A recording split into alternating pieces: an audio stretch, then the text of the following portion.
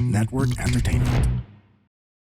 No, may friend kasi ako na nagsabi, "Oy Roy, may ganitong scholarship pala, pero ang return service nila, DGTB, Doctors to the Barrio ka after grad." Itong program na Doctors to the Barrio ay legacy ni Senator Juan Flavier nung siya ay DOH Secretary. Ngayon, after years and years of, I was batch 40, marami na rin namang improvement sa program. So ngayon, may mga nire-require na rin sila na from the LGU or from the municipality to ensure din naman yung safety ni doctor, yung kanya rin namang compensation, yung kanyang pati yung lodging, ganyan, na alaga rin naman siya sa area, no? For 2025, parang 1,800 plus ang animal bites namin. So, ang hirap pa naman kasi, syempre sa guidelines, no? Pag susunod tayo sa guidelines, kahit kalmot na hindi dumugo, ay kailangan bigyan ng gamot.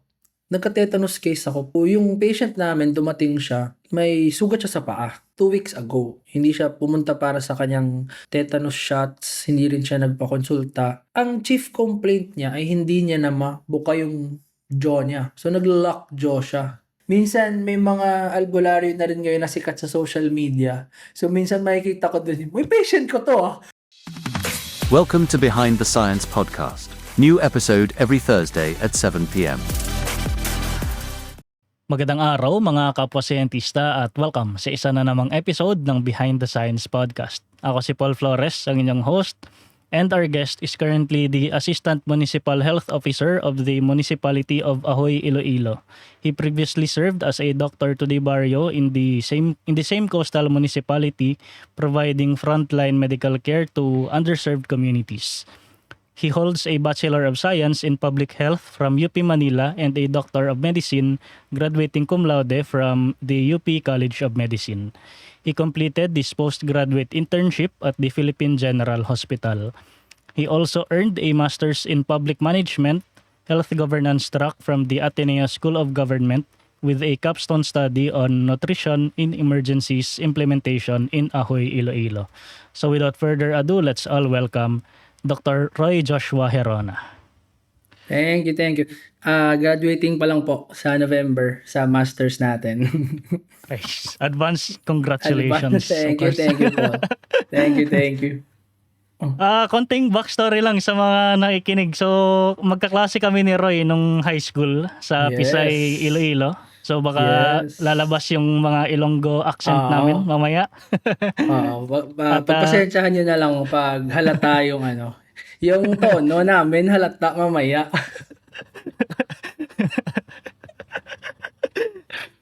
Tapos, konting additional backstory nung high school kami. Si Roy, binubuli niya ako everyday sa nung high school kami. Ala. Di mabait na tayo ngayon. Joke lang yun. Si Roy yung tropa mo na i-crossover ka sa hallway para i-shoot ang kanyang imaginary basketball.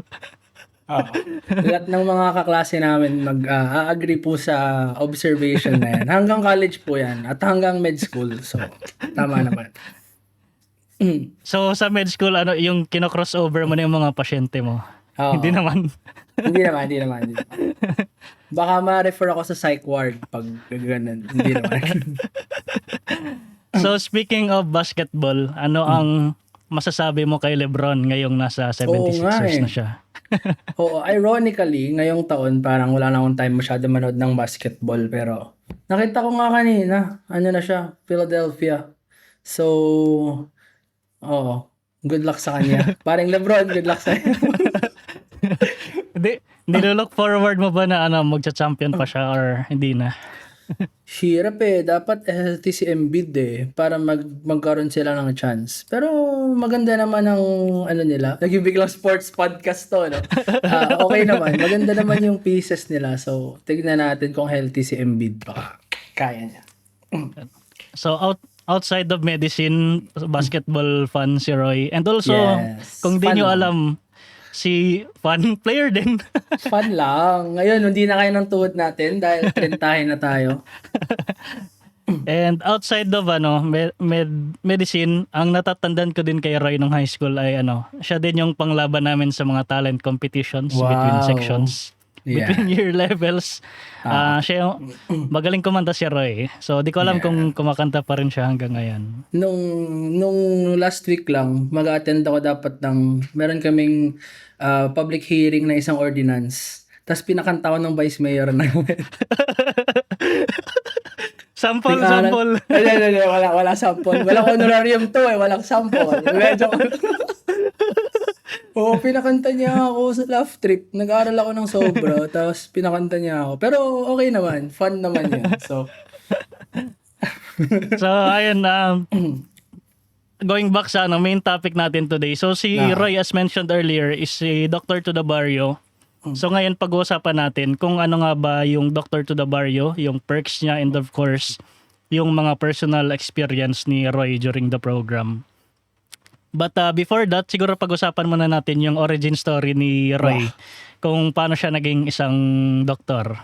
So, nung bata ka, gusto mo ba talaga maging isang doktor? Yun sana yung intro ko. Parang cliche siya. Pero simula nung bata ako, parang gusto ko na mag-doktor. Hindi ko na alam bakit. Pero parang since bata ako, gusto ko na mag-doktor. Kasi isang naalala ko nung high school tayo, Paul. Roommate ko nung 4th year. Parang, yung first year tayo, yung roommate ko nung 4th year, parang may time, di ba, na mag-a-apply na for UPCAT. Tapos nung sa kanila, parang nakikita ko sila ng mga tropa niya, nag-answer sila nung form, tapos magpa-public health siya. Tapos sabi na parang, kuya, ba't ka magpa-public health? Tapos sabi niya na parang, sabi kasi ng iba, ito yung best pre-med, ganyan. So parang, doon, parang tumatak sa isip ko since first year. Okay, gusto ko mag-doktor, so magpa-public health ako after graduation kasi yun daw yung best pre-med. Yun, parang yun siya. Pero best nga ba talaga siya? Or hindi Naku, naman? mamabash ako pag sinabi ko yun. Pero, siguro, parang, based on experience, parang iba't ibang courses kasi may iba't iba kang specialty pagpasok mo ng medicine eh. Parang, si nursing, clinicals nila, sobrang galing nila sa patients. Mga physical therapist namin kaklase, sobrang gagaling sa anatomy. So, sila yung nagtuturo sa amin sa anatomy. Mga bio namin gagaling sa microscopy, sa histology. Yung public health kasi parang nangyari sa amin, parang kaming halo-halo, parang jack of all trades, master of none. So parang meron ng exposure ng konti sa a little bit of everything. Pero hindi pa rin siya naging madali eh. Pero ayun, so parang, di ba, showbiz answer yun. Hindi ko sasabihin yung, joke lang. Yun yung totoong, parang based on experience sa med dati. Siguro share, tanong ko din yung UPCAT story kasi nabanggit mo yung UPCAT. Naalala ko nung time natin, isa ka sa mga students na UPCAT or nothing yung kinuha. Oo. Maririnig to ng nanay ko, pero kasi binigyan niya ako ng pang-asset, Ateneo. Tapos, pinang-date ko siya. So, di ako nakapagbayad. Sorry ba? Hindi ako nakapagbayad ng asset. Tapos, pero nag-ustet ako. Hindi naman, nag-ustet ako. Okay. Nag-ustet. Medtech and pharmacy. Parang med talaga yung leaning ko nung time na yun. So, parang medtech and pharmacy. Kaso, syempre, medyo mahal kasi private school ang UST, di natin kaya. Buti naman at nakapasok ako sa public health nga. Kahit medyo quota course ata siya nung time na yun. Yun. Magkano ba yung application at that time at saan 500. mo dinate yung saan kayo nag-date? 500 pesos lang po ang pabayad ata nun. 2011, 2012, no? 15 years ago. Ang tanda na natin. Hindi, Pero 15 years ago. Ayo, tama. 'Di ba? Parang 500 lang siya. Tapos, mura lang kasi yung pelikula noon eh. Magsisine ka, 150 100 lang yun eh, di ba? Di ba? Tapos mag-KFC ka after. Pwede na yung 500 isang date. So, sorry ma. So, naging kayo ba? Nung, Parang hindi eh. Hindi Old story. Oo. Na tayo, may sing-sing na tayo. Pero hindi siya yung nakatuloyan natin. Alam ba to ng wife mo na ginagawa mo to Ay, dati? oo naman. Wala tayong sikreto dyan. Maririnig niya rin to. So, wala tayong sikreto sa kanya. Matinik to si Ray, no? High school Hoy, namin, hindi matinik. totoo po yan. Okay, so na ano na tayo, nasa sidetrack na tayo. So balik na tayo dun Sorry. Behind the Bigla science naging po ano. ang topic natin ngayon. Bigla naging catch up kasi first time namin to nag-meet since since high Tagal school. namin din na nag-meet ni Paul eh. Oo. So going back sa sa college days naman sa public health, ano yung mga masasabi mong best and worst subjects for you sa Oh. personal experience mo? Sige. Kasi may, 'di ba may GE naman tayo sa sa UP. For me, ito na lang, parang since high school nga naka-embed sa mind ko na parang magme-med ako kasi nga nag-pre-med na ako eh. So parang ano na siya, parang no nonsense, yun yung next step. Pero nung na-realize ko na na gusto ko talaga mag-med ay nung sa fourth year kasi ng public health, merong field. So parang dun actually yung parang totoong essence ng public health. Meron kaming health policy, health promotion, education. Tapos parang tinatry namin yun, mag-integrate kami sa isang community. Nung time na to sa Cavite kami, sa Amadeo, nung daming kape doon. Kaya siguro ako nahilig sa kape. Pero doon kami, tapos nung nag-immerse kami sa community, parang doon ko na-realize kung gaano siguro kakulang yung healthcare workers natin. Parang kami noon, students kami sa isang barangay. Yung nurse na pumupunta sa amin ay meron din siyang hawak na 4 or 5 other barangays. So parang hinahati niya yon sa week niya. Tapos, nakikita namin kung parang tumutulong kami sa ginagawa nila nung time na yon sa program on high blood hypertension screening, ganyan. So parang kahit yun, yung isa namin ginawa nga, nag-donate kami ng mga pang kuha ng BP para meron yung barangay kasi parang wala. So nung time na yun, naisip ko na parang okay, kulang pala talaga yung mga healthcare workers natin, lalo na sa mga ganong area, no? Kasi for sure naman sa city, sa Manila, yan, marami naman. So dun pa lang nag-start na yung parang desire ko na parang okay, so baka kaya dapat ituloy ko na talaga yung pagiging med or pagdo-doktor kasi may mga ganitong community na o di ba start pa lang na kasi may mga ganitong community na kailangan talaga ng healthcare workers. Yan.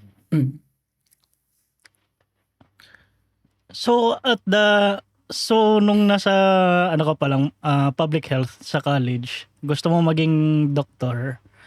And then pagka-graduate mo ng college, immediately nag-med school ka ba or may work ka pa prior Ay hindi, to med school? oo, kasi nung time na yun, pinag-usapan nga natin kanina off-air, no, yung return service. So sa college pa lang kasi namin, may return service na kami. And nung time na yun, yung deal was Ay, DOST scholar ka. hindi ng rin, sa college mismo. Sa may UP Manila kasi, ang white colleges or ang colleges na health sciences related, meron na kayong return service agreement kaagad. Na balang, after mo gumraduate, kailangan mo mag-render ng 2 years within 5 years na service. So, no time na yun, parang yung deal nila sa amin was, pwede lang kayong mag-med pag nag-UP Med kayo. Kasi madali yung yung proximity, madali yung accountability if ever na kung may mga gustong tumakas sa liability, ganyan. So nung time na yun, nag-apply ako sa UP pero kasi ito pa yung old admission system ni UP na solely grades, parang heavily on grades talaga. May mga may mga courses talaga na hindi mo kayang magpataas ng grade. So parang nung year na yon sa batch namin, puro lang magna cum laude ang nakapasok ng UP College of Medicine. Hindi, wala akong honor nung college eh. Hindi pa ako nahimasmasan sa na kailangan ko pa lang. Kailangan ko pa lang mag-aral, yan. So nung time na hindi ako nakapasok sa UP CM. So may 1 year ako na nag-work. At nag-work ako sa Department of Science and Technology, yan, sa DOST. So doon naman yung exposure ko to researches. Sa PCHRD ako actually nag-work sa Philippine Council for Health Research and Development as a program manager. So parang nung year na yun, na-expose sa research, and then I tried again kasi inisip ko kung magta-try pa ba ako ulit or worth it ba mag-try ulit. Pero gusto ko talaga mag-doctor nung time na yun. So nag-try ako, and nung second try ko, binago ni UP entirely yung admission parang scheme niya. Dahil in-acknowledge niya na may mga courses nga na mahirap magpataas ng grade. So ginawa niya, parang may study silang ginawa kung ano yung mga courses na to, tapos ni-rank nila yung mga courses na yon. Tapos parang may multiplier siya sa ranking. So, ang nangyari was, yung public health, parang number 2 ata or number 3 sa courses. So, record yon nung year na yon, 26 kaming public health graduates na nakapasok. So, ayan. So, hindi ako hinabol ng return service kasi sa UP naman ako nag-med. At yun, isi-segue ko lang na yung work ko rin kasi after ay scholarship ko siya yun. So parang nung pumasok ako sa UP College of Medicine, naghanap tayo ng mga scholarship na available, no? And ang dami kong kwento about admission, no? Pero kasi nung sa UP kasi may dalawang track yan. Merong track na parang regionalization program. Bale, yung ginagawa ni UP College of Medicine, per region, may inaalat siyang slots. Nung time namin, 2 slot per region. Na ang deal was, ipapasok ka namin, and then, yung iyong return service after ay 5 years. Mas mataas siya sa normal na return service na 3 years. 5 years, pero doon sa area mo. Para ma-ensure nila na hindi may babalik na mga students, na mga graduates na doctor sa mga region. So, doon ako nakapasok sa Region 6 naman. Yan. So, meaning pala, during med school, nasa isip mo na mag-apply ka sa Doctor to the Barrio or ano? Kasi ang before applying dun sa scholarship, no, may friend kasi ako na nagsabi, "Oy, Roy, may ganitong scholarship pala, pero ang return service nila, DGTB, Doctors to the Barrio ka after grad." Tapos napaisip din ako, syempre, hindi mo rin kasi masisigurado kung saan ka ma-assign, di ba? Napakarami nating doctorless. Nung time na yon, napakaraming mga doctorless or kulang yung doctors na areas sa Pilipinas. So, napaisip ako. Pero sabi ko naman, nung pumasok ako sa regionalization nga, sa admission, nung nag-apply ako, isa yun sa mga at the back of my mind, after grad, sige magdo-doctors to the Barrio ako naman after gumraduate. So parang sabi ko, okay. Parang hindi naman siya parang paglihis sa gusto kong path after. So parang, kaya tinuloy ko na din siya kasi, well, required na kami mag-doctors to the Barrio after dahil sa scholarship namin nung med school. Ayan. So speaking about Doctors to the Barrio pala, siguro kailangan din natin i-discuss formally ano ba talaga itong Doctors to the Barrio Sige. program. I will try my best. Hindi, pero itong program na Doctors to the Barrio ay legacy ni Senator Juan Flavier nung siya ay DOH secretary, no? So kasi nakita niya nga na maraming mga barrios or maraming mga lugar sa Pilipinas na walang doctors. So ang ginagawa ni DOH ay nag-open siya ng application, so kung may mga gustong doctors, tapos yung mga identified nila na areas na nag-apply, so nag-apply din naman ang mga municipalities sa DOH kung gusto na kailangan nila ng doktor, no? Tapos doon si DOH ang nag-a-assign. Ngayon, after years and years I was batch 40. So marami na rin namang improvement sa program. So ngayon may mga nire-require na rin sila na from the LGU or from the municipality to ensure din naman yung safety ni doctor, yung kanya rin namang compensation, yung kanyang pati yung lodging, ganyan, na alaga rin naman siya sa area, no? Although di natin maiiwasan na syempre may mga areas na mas mataas ang risk for conflict kunwari, or meron talagang mga isolated na walang signal, walang mahirap pumunta doon. Pero yun, si DOH naman in the years and years in our experience, mas meron ng safeguards and naka-establish na terms din para naman protektahan din yung doctor natin. So yun, basically, Ay, ngayon, in connection ayun. pala sa in connection sa safety na nabanggit mo. May previous cases ba na may namatay na doctor to the barrio dahil nasa isang conflict area or something? Meron. I'm not sure entirely if dahil naman na-catch sila in the middle of the conflict. Pero meron kasi minsan naalala ko si Dr. Dre Fusperlas, parang yung batch after he died, dinedicate yung pangalan nila to his name. Parang na he passed away in service sa isang province natin. May mga cases din na eto mga kuwari, di ba, ginagather din naman kami for orientation, ganyan. May mga nagte-testimony rin na parang in the middle of service, kuwari pupunta sila sa barangay, tapos biglang magkakaengkwentro, tapos as in totoo talaga siyang nangyayari. And hindi lang ganun, kunwari sa area ko, sa municipality ko, may islands kami. So minsan hindi mo rin sure kunwari pupunta kami sa island tapos pabalik hindi namin medyo may bagyo or malalakas na yung alon sa hapon. So may mga ganong concerns din. Pero ayun, minsan kasi mas nangingibabaw talaga yung yung heart for service kahit mahirap. Ayun. So, ano yung requirements to apply sa program? Kailan bang newly licensed doctor or... Okay. Kasi before, Paul, pwede mag-walk-in, no? So, kunwari, dati, after mo gumraduate, pag gusto mo mag-apply, pupunta ka sa central office ng DOH, mag-send ka ng application, may exams. Pero ngayon, dahil ang ginawa ni DOH ay in-integrate niya yung pag-serve as doctor to the barrio sa scholarship na in-offer niya. So, ang nangyari ngayon ay may napakarami ng doctor to the barrio every year kasi lahat ng gumagraduate na scholar na DOH ay doon agad papasok.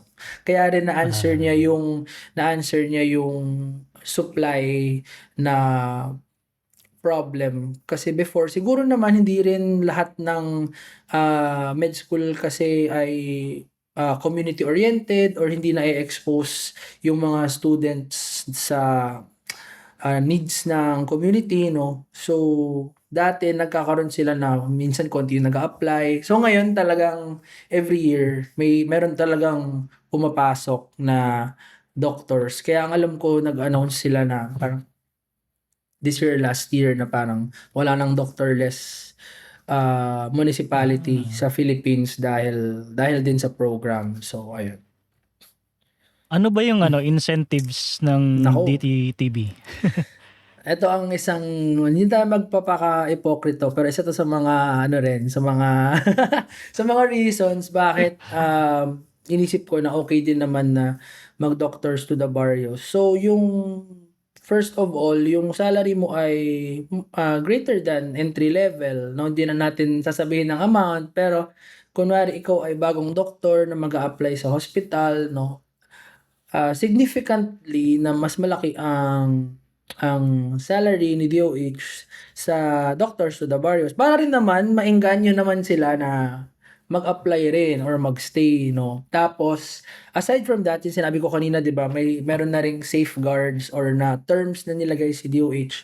So, nasa kontrata rin namin na si LGU na pag-a-assignan sa amin ay meron ding counterpart. So, be it in the form of magpo-provide siya ng board and lodging, ng food allowance, ng stipend. So, may ganun na rin siya. So, on top of the salaries. And ayun, yung usual naman na benefits ng ating mga health workers as mandated by the Magna Carta for Public Health Workers. So may hazard pay din naman.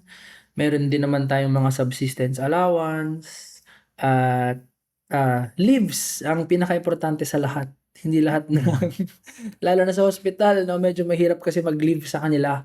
Pero kami kasi yun. So at least meron tayong opportunity or may chance tayong mag-file ng leave.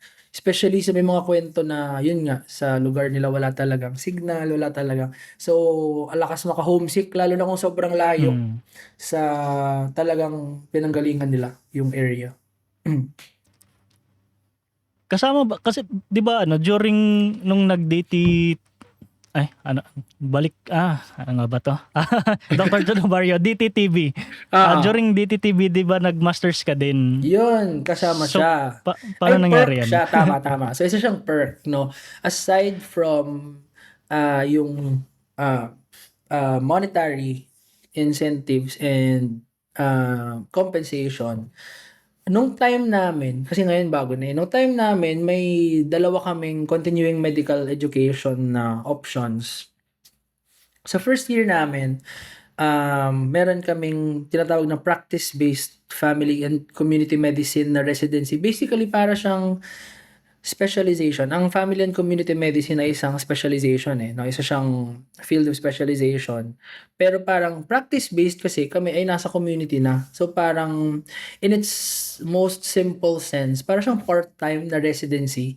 Kasi ang practice-based ay imbis na 3 years na normal track, ito ay 5 years. Pero 1 year lang naman ang na-experience namin. So sa first year namin as doctors to the barrios, meron kaming mga online classes, nag-duty kami sa ospital, no, nag-rotate kami sa ospital para ma-enhance din ang clinical skills namin, no. And then eto na si Masters in Public Management. So historically si DOH nagbibigay talaga ng postgrad na sa kanyang mga DTTBs. Dati ito ay Masters in Public Management din in Health Systems Development. Tapos naging Masters in Public Health sa aking college, sa College of Public Health. Tapos starting 2022, parang 1 year before us. Naging Masters in Public Management, Health Governance track na sa Ateneo School of Government. So yun, isa yun sa mga perks din ng Doctors to the Barrios. Tama. So paano yun? Required ka din na 'di ba nasa Iloilo ka serving DTTV. Tapos pumupunta-punta ka din sa Ateneo sa Metro Manila? Ang ginagawa ni Ateneo and DOH sa amin nun, kasi yun nga, may logistical problem na nakakalat kami sa Philippines. Parang may 3 sites. May Luzon, which is in Ateneo campus talaga sa Katipunan. Kami sa Visayas, hina-house nila kami sa Cebu. So, meron kaming lugar kung saan kami lahat ng Visayas cohort.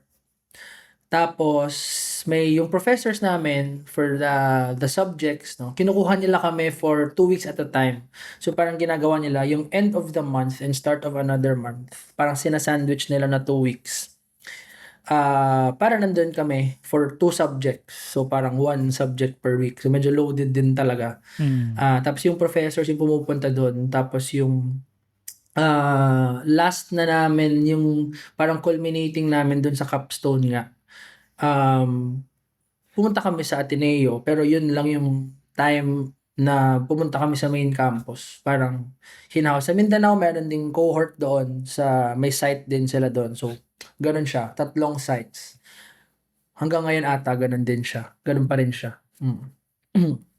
So sa Iloilo, sa Ahoy, Iloilo ka naka-station, paano pinipili kung saan ka ide-deploy? Oy, okay. Totally random ba yun among municipalities or Mas may preference ka? mas exciting daw yun before, kasi before face-to-face siya, para siyang Hunger Games. As in, mag-aagawan kayo ng slot. Pero nung time namin, hindi naman na ganun. So, dahil may place of origin kami, ang ginawa nila, nagbigay sila ng list ng lahat ng slots na nag-request. Kunwari, ito lahat nakalist. Tapos ikaw, mag-rank ka ng 3. Ng top 3 mo. Oo, kasi ako ay taga Negros talaga, di ba? Negros Occidental. So, syempre, nung first, ay yung mga top choices ko ay sa Negros Occidental para malapit sa family. Nung first matching, hindi ako na match. Meaning yung choice ko na Negros Occidental, di ako napunta doon. Tapos, nung second matching, isa pa palang fear ko noon kasi nga, may med school kasi sa Iloilo. May West Visayas State University.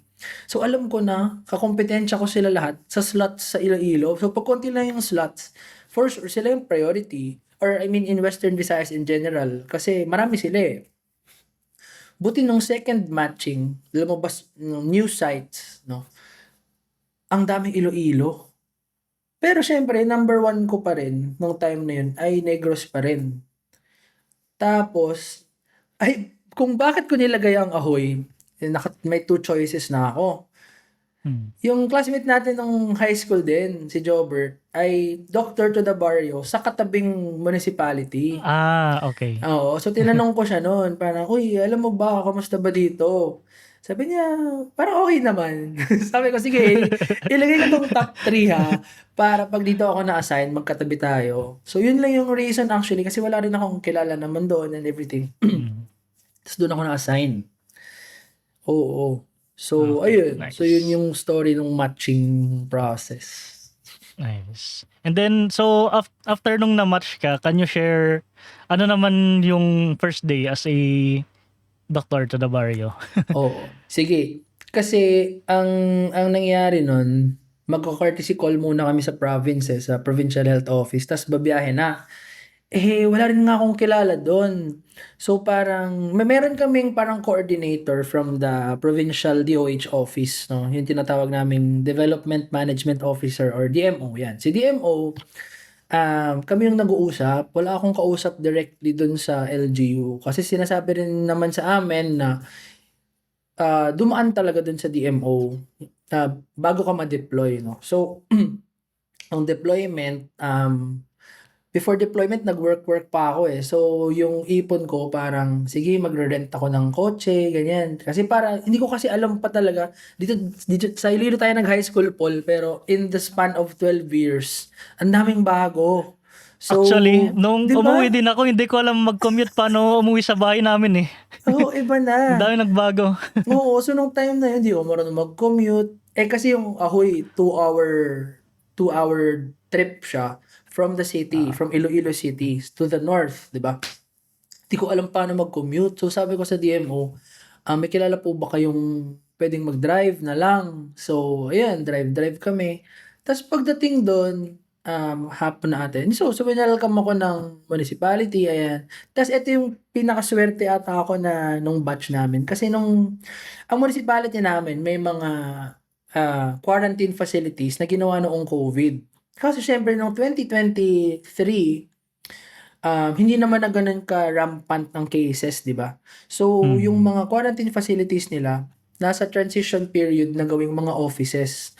Yung facility na yun ay para siyang one-bedroom apartment. So, ang ginawa ni LGU ay binigyan niya ako ng isang unit. So, yun yung isang counterpart niya rin sa board and lodging. So, doon, hinatid nila ako sa place na buti na lang nga may foam. Wala akong dalang unan nung day na yun. So, doon ako matutulog. Hindi ko naman alam. So, buti na lang may foam na ganyan. Tapos, so first day, yung transition pa, kasi, di ba na-share ko a while ago, nag-work ako before ma-deploy. Nag-try ako mag-hospital, Paul, kasi syempre alipin tayo ng salapi. So, hindi pwedeng nakatenga tayo. After naming oath taking nung December, parang 1 week lang, agad naghahanap na ako ng work. Yung tawag namin doon, yung moonlighting. So, may mga hospitals kasi na naghahanap sila ng mag-duty ng 1 day or reliever kasi kunwari, nag-absent yung nag-duty. So, yung pinasukan ko noon, parang ano siya, ER. Ang tapang-tapang ko din ER. Sa ER, pag tinatawag kasi ang cases, may time ka pa mag-review ng konti. Basahin ko nga yung case na to, paano ko ba siya i-manage, ganyan. Tapos may consultants naman. Fast forward to, dito kasi pag nasa health center ka, di ba ang konsulta naman ay face-to-face di ba? So, syempre, pag fresh graduate ka naman ng medicine, hindi mo naman memorize yun lahat. Kasi napakarami nun, di ba? So, yun yung struggle ko. Kasi, may patient, Dok, masakit po yung tiyan ko. Tapos, tatanong-tanong ka, di ba? Pero yung, pati sa gamot na nga lang, lalo na pag bata, no, sa mga pedya kasi natin, per kilo ang binibigay na dose eh. Tapos iba-iba yung formulation no. Hindi mo yun memorize lahat pa. Kasi start ka pa lang. So yung pinakamahirap for me na sana hindi naman nila nahalata, di ba? Kasi naghahanap ka nung sa phone mo, nung kung ano nga ba ang available na sa Philippines. Kasi may ibang, pag yung resource mo naman ay US or sa Europe, di naman nandito rin yun. So, sinasabi ko na lang na, compute lang po natin sa timbang. Pero syempre, nag-search ka. O minsan magsi-CR ka. Wait lang po CR ka kunwari. Pero magbabasa ka ng... Oo, kasi yun yung struggle. Sa outpatient encounter kasi, wala kang time mag-read. Parang iti-take mo siya as it is. Yung sinabi niya, kailangan mo siya i-process kagad. So yun yung biggest adjustment for me. I think going into the municipality kasi buti na lang nga walang language barrier eh. Yun yung pinagdadasal ko nung before ma-match na sana kahit di man malapit, same language lang kasi ang hirap pag hindi. So buti na lang. Pero yun, may mga times na mabagal kasi kailangan mo munang hanapin or hindi ka sure kung ano yung meron dyan sa inyo, sa pharmacy nyo. So yung mga struggles ng start. Pero pag sa ganitong setup ba, ano to, parang i-assign kayo dun sa health clinic or gaano kalayo yung nearest na mga hospital for more severe na cases? Oo, so sa amin kasi, meron kami isang health center sa Ahoy. Pero yung municipality kasi namin, ang may longest highway sa 5th District. So imaginein mo yung isang buong municipality, ang haba niya. Tapos may hospitals sa either side. So sa katabi namin sa north, sa Municipality of Sara, may district hospital. Sa katabi namin municipality sa baba, sa south, si Barotac Viejo, may district hospital din sila. Pero dahil nga yung municipality namin ay pahaba, so madalas nakahati rin yung people na minsan yung mga mas malapit na dun sa south, dun na lang sila nagpapakonsult sa mas malapit na municipality. Itong mas malapit sa north, dun na lang sila nagpapakonsult sa mas malapit na municipality. Pero yung population talaga namin ang dami, 54,000. Isa kaming primary care facility, no. Tapos kunwari may dumating na kailangan i-refer. Example, medyo mas kaya pang ma-manage sa district hospital, kunwari pneumonia, no? Na kunwari mga babae ang oxygen niya, so kailangan ko siya i-refer. So ayun, madali ang referral kasi mag-fill up lang kami ng referral form, tapos ipapadala siya sa ambulance. Yung mahirap, yung mga surgical cases, kasi sa district hospital, parang hindi siya everyday may ganitong klase ng doktor. Kunwari, si surgeon or yung nag-oopera, once a week lang siya nandun. Si ortho, yung sa mga buto, once a week lang siya nandun. Yung pedia, twice or once a week lang nandun. So, kung may kailangan kang i-refer on that day na wala sila, medyo mahirap. So, ang next naming inaasahan dyan, yung secondary hospital namin sa Barotac Nuevo, yung Don Jose S. Monfort Medical Center. Pero 1 hour and a half away yun sa amin. So, kunwari may mga cases tayo na baka appendicitis, kinocall natin sa Monfort, kung tatanggapin nila. Tapos, yun. So, dun kasi everyday mayroon, may surgeon sila, so yun yung struggle kapag nataon na wala yung kailangan mong pag-referan na doctor sa hospital. Ano ang pinaka-common na sakit na na-encounter mo dito sa health center nyo and most unique case na na-encounter mo? Data-wise, number 1 namin, kagat ng aso, pare. Animal bites. Sa O, bagay, sa mga probinsya, ang dami talagang alagang Oo, aso eh. mga stray dogs and Mga cats. aspin, saka ano. Oo. So, ang hirap pa naman kasi syempre sa guidelines, 'no, 'pag susunod tayo sa guidelines, kahit kalmot na hindi dumugo, ay kailangan bigyan ng gamot or kailangan injeksyonan. And yun nga, kami sa health ay lahat talaga ng naging case na or nakagat na, ay kailangan talagang pumunta sa amin at kailangan naming gamutin. So, buti ngayon may mga ginagawa kaming steps katulong ang agriculture office namin para sa preventive side of things na. So ito na yung difference natin sa public health kasi or sa community. May mga pwede tayong gawin sa preventive side para ma-address yung clinical na outcome. So sa amin, dahil sobrang dami, for 2025, parang 1,800 plus ang animal bites namin.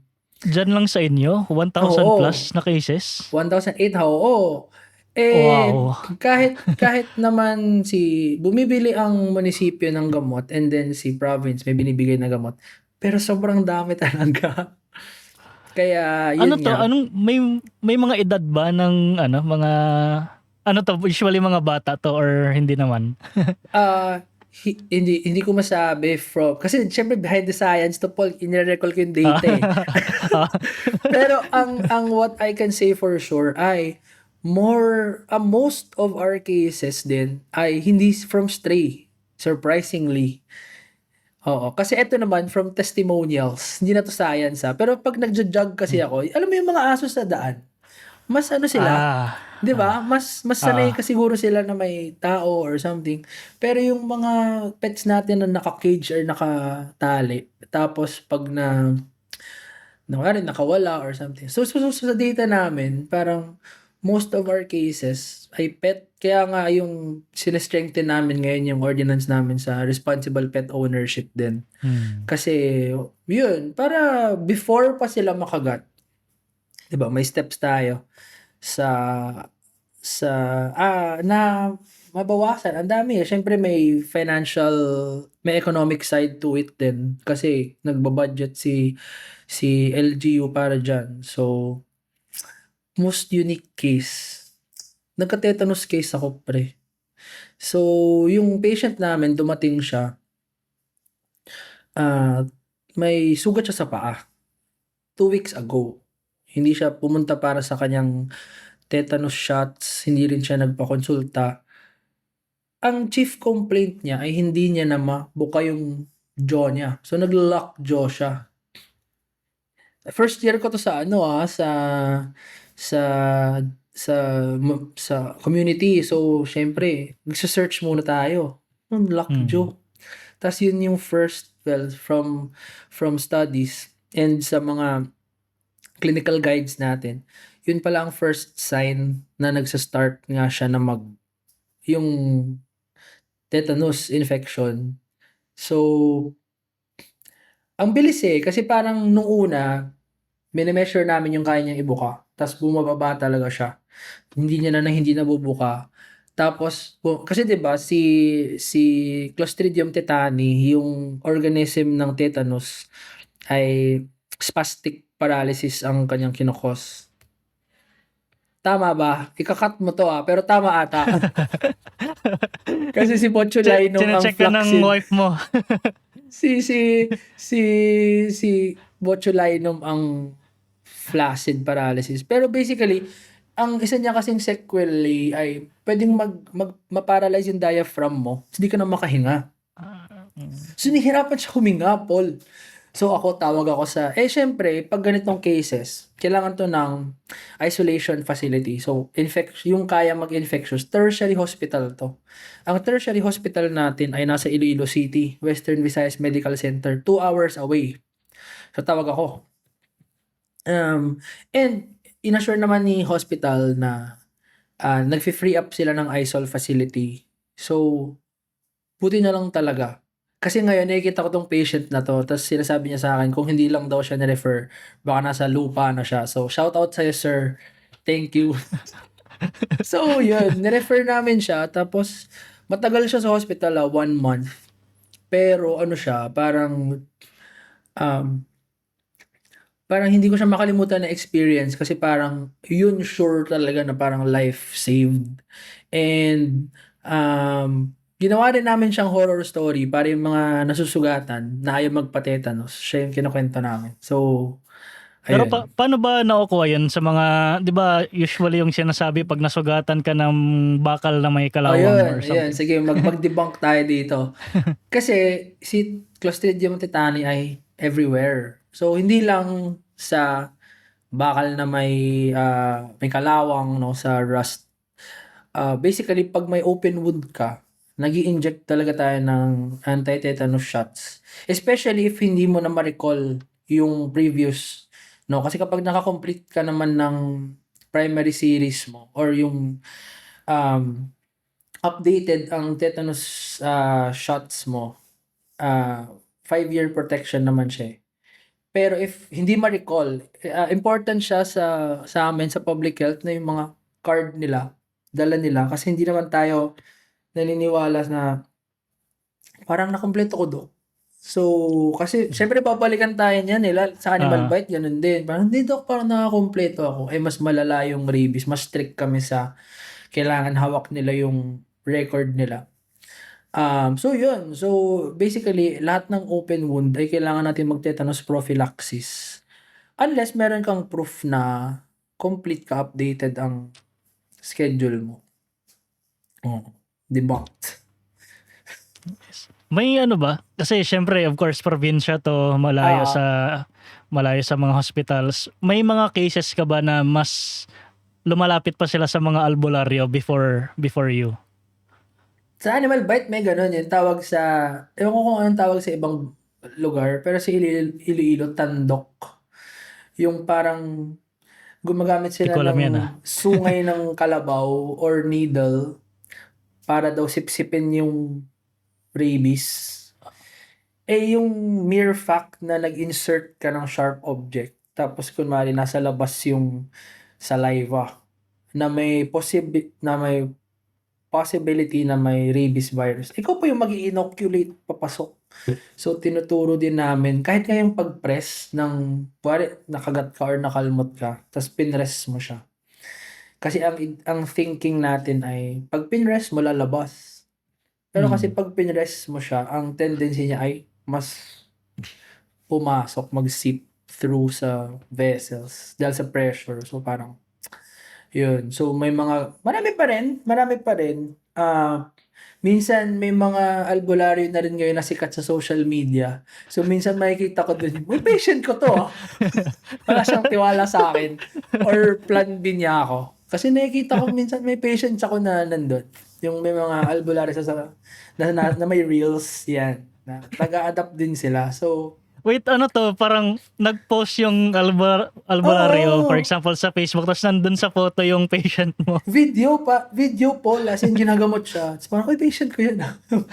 So, minsan may Tapos ano yung sasabihin pa na, eto, galing na siya sa doktor, hindi nagamot din.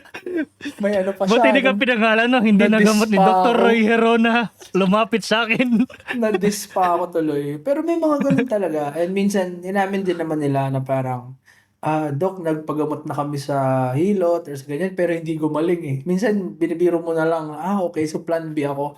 Pero, hindi rin kasi natin din alam mo yun, siyempre may mga paniniwala, may mga cultural tayong beliefs na minsan, ang hirap din na kalabanin outright. So, minsan, matagal siya na dialogue or pag-educate sa people din para malaman nila.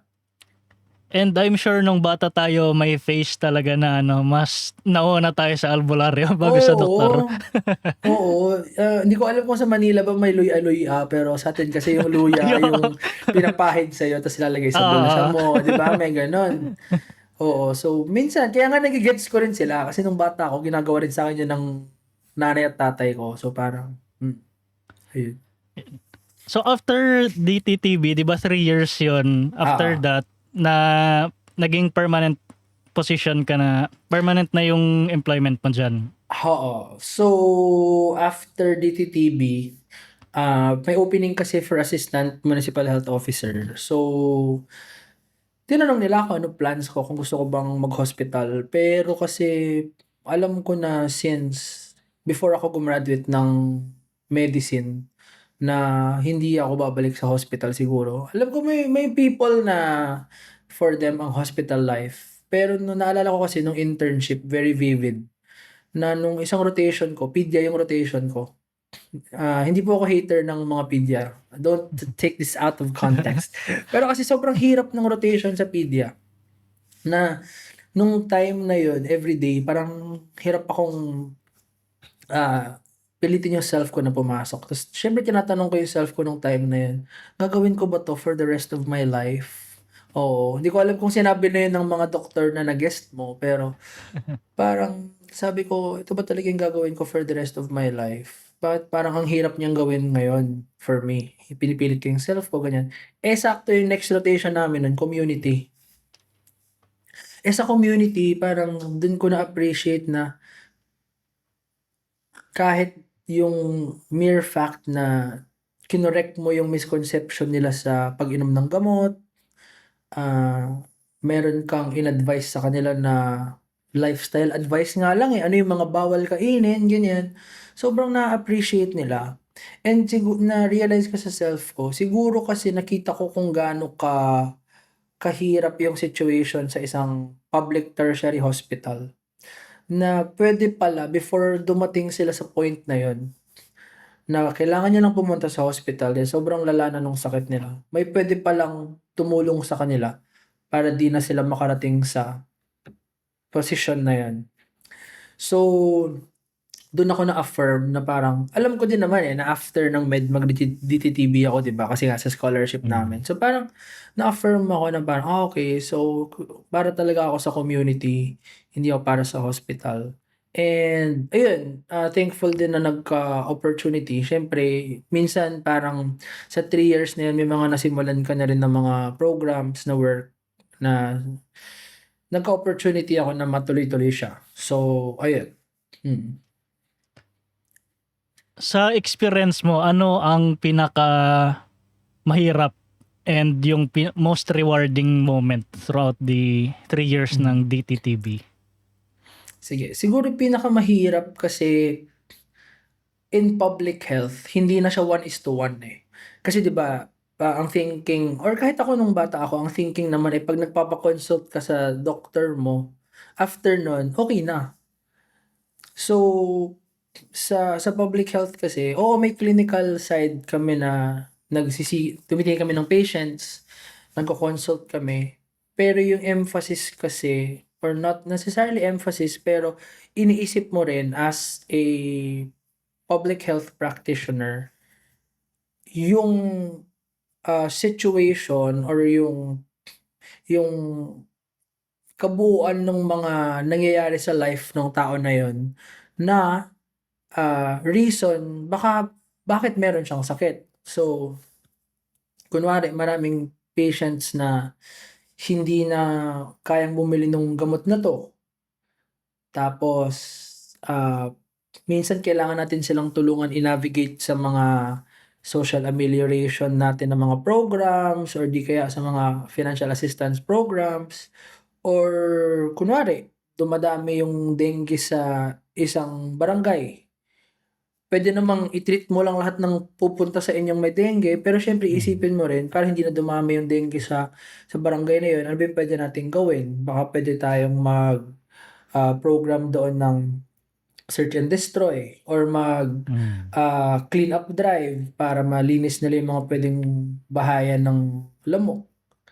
Or yun, yung sa animal bite namin, pwede namang okay, tanggapin na lang namin lahat ng kinakagat na dumadami sila, pero iisipin natin, ano pa ba yung pwede namin gawin para ma-prevent? So baka kailangan i-strengthen natin yung mga programs natin sa responsible pet ownership o di kaya sa pag-catch ng mga stray. So yun, meron siyang another layer of intervention. So hindi na siya medical intervention, pero parang mas tinitignan mo lang as a whole yung isang tao.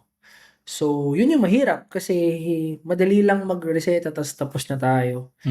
And minsan, yun, may mga isang na-appreciate ko sa masters namin ay tinuruan nila kami paano mag-communicate ng policies to decision makers. Kasi siyempre, kailangan mo ring i-convince yung mga decision makers na yung ganitong problem ay kailangan nating i-address. So, napakalaking bagay na alam mo paano mag-communicate sa kanila, paano mo, siyempre pag data numbers, napakahirap na intindihin ng policy maker. So yun, isa sa mga struggle din ay pag-communicate ng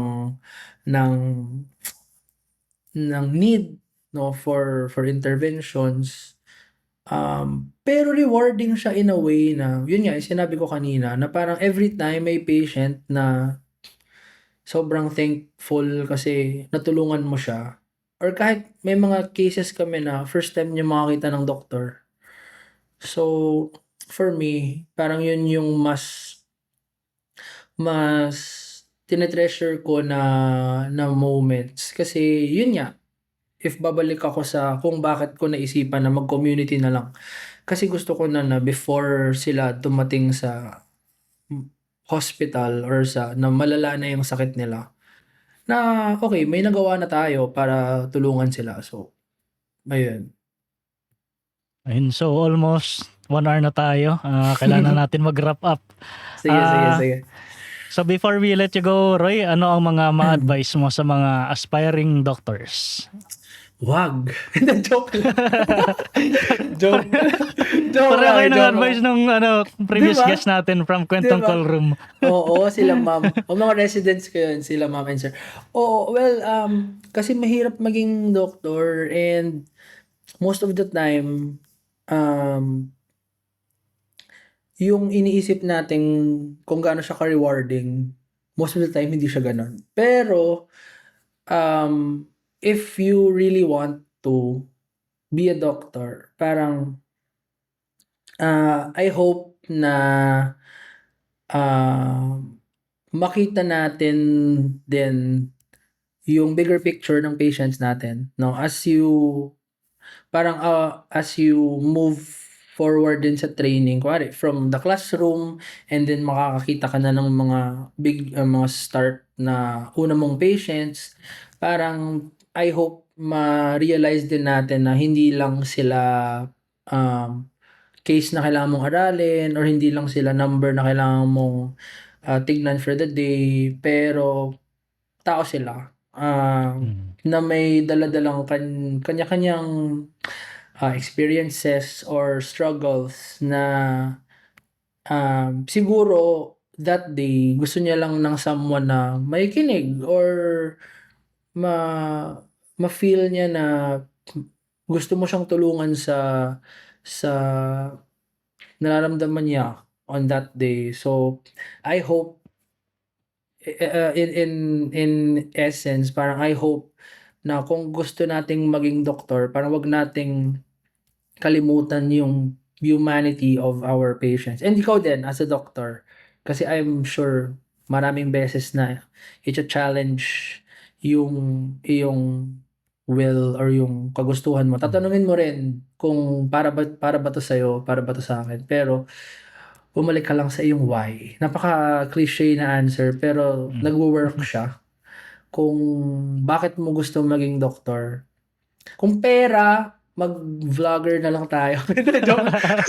Kaya natin to ginagawa eh. Kaya natin na ginagawa. Oo, side natin to. Hindi, pero yun. So, sana marami pang doctors na maging advocate ng public health din. So, para mas marami pa tayong matulungan na nasa underserved areas natin dito sa Pilipinas. So, yun And lang. last question, aside sa DTTV, do you have anything else to promote? Promote ko, wala naman. Ano lang,